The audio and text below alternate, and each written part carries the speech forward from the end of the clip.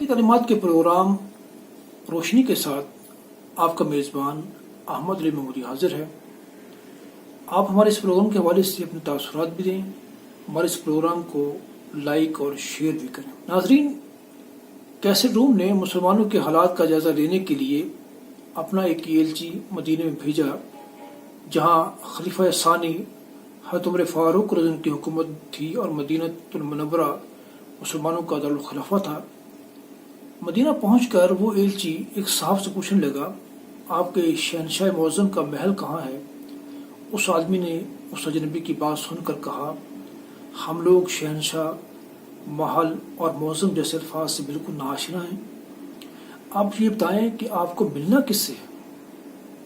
اس ایلچی نے کہا، مسلمانوں کے بادشاہ سے۔ انہوں نے فرمایا، ہمارے ہاں بادشاہ کوئی نہیں، صرف ایک خادم ہوتا ہے جو ہمارے سارے معاملات کا انتظام کرتا ہے، اس کا نام عمر ہے رضی اللہ تعالیٰ عنہ، اور وہ محل میں نہیں رہتے بلکہ گارے سے بنے ایک جھونپڑے میں رہتے ہیں اور اس وقت کہیں مزدوری کر رہے ہوں گے۔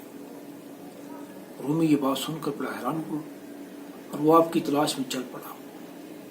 ذرا آگے جا کر دیکھا کہ ایک عظیم سلطنت کے فرمانروا حضرت عمر فاروق رضی اللہ تعالیٰ عنہ سر کے نیچے درہ رکھے مٹی پر آرام کی نیند سوئے ہوئے ہیں۔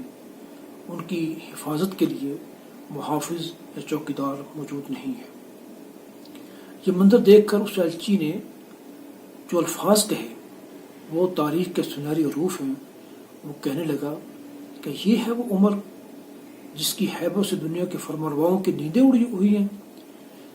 اس نے آپ کو مخاطب کرتے ہوئے کہا، اے عمر، آپ نے انصاف کیا اور آپ کو گرم ریت پر بھی نیند آ گئی۔ ہمارے بادشاہ ظالم اور بددیانت ہیں، اس لیے انہیں سنگین حصاروں میں بھی نیند نہیں آتی۔ ناظرین، اگر ہم دنیا کی تاریخ پر نظر دوڑائیں تو ایک قلیل تعداد عادل حکمرانوں کی نظر آئے گی، جبکہ اکثریت ظالم حکمرانوں کی رہی ہے۔ ظالم حکمرانوں کی سج دھج، ان کے نوکر چاکر، لشکارے مارتی گاڑیاں اور ہٹو بچاؤ کی صداؤں سے ایک عام انسان یہ سمجھتا ہے کہ یہ طبقہ بڑا نصیبے والا ہے اور بڑا خوشحال ہے، جبکہ ایسا نہیں ہے، بلکہ ان کے شر سے بچنے کے لیے ان کا احترام کیا جاتا ہے۔ ان لوگوں کا تصور یہ ہوتا ہے کہ ہم عوام کا مال لوٹ کر، ان کی عزتوں سے کھیل کر، قتل و غارت گری کا بازار گرم کر کے عوام کو دھوکہ دے کر سکھ پالیں گے۔ ایسا کبھی ہو نہیں سکتا۔ دکھ دینے والے کبھی سکھ نہیں پایا کرتے، سکھ دینے والے ہی سکھ پایا کرتے ہیں۔ اس دنیا میں جن حکمرانوں نے عدل کا نظام قائم کیا، ان کے نام آج بھی زندہ ہیں اور تا قیامت زندہ رہیں گے۔ انہیں اچھے ناموں سے یاد کیا جاتا ہے اور یاد کیا جاتا رہے گا۔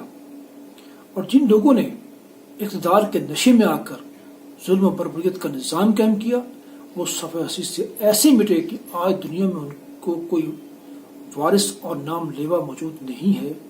یاد رہے کہ حسینیت ہمیشہ زندہ رہتی ہے۔